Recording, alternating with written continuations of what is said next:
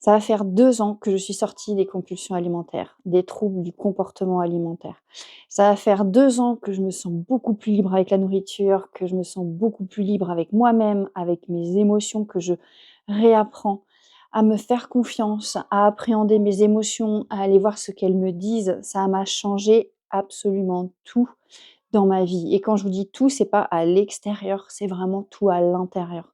Mes journées sont complètement différentes, ça a changé mes relations avec mes enfants, avec ma famille, avec les repas, hein. Je peux aller au restaurant avec mes amis, ça me pose aucun problème maintenant, alors qu'avant ça a été une galère pendant quasiment 16 ans. J'ai vécu 16 ans de troubles du comportement alimentaire, hein. J'ai fait de l'anorexie, de la boulimie qui a été le plus présente pendant une douzaine d'années. J'ai fait aussi de l'hyperphagie et qui s'est transformée après en compulsion alimentaire plus douce pour petit à petit arriver à là où j'en suis aujourd'hui, où, je fais mes repas comme tout le monde, je suis pas obsédée par la nourriture toute la journée et je pense à autre chose quand je me lève le matin plutôt que: «Qu'est-ce que je vais manger aujourd'hui? Comment je vais pouvoir le compenser?» Ça fait 2 ans que je n'ai plus toutes ces problématiques et après avoir passé quasiment 16 ans dans les troubles du comportement alimentaire et je pensais que ça allait me suivre toute ma vie, je peux vous le dire que oui, on s'en sort, que c'est une décision. Moi, ça a été une décision forte, ça n'a pas été simple parce que ça allait bouger énormément de choses en moi,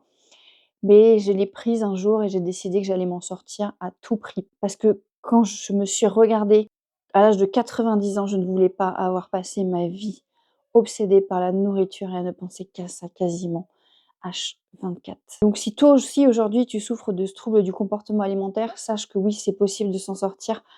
Je ne dis pas que c'est simple. Vous vous mettez en priorité, vous faites de vous votre priorité jusqu'à aller mieux.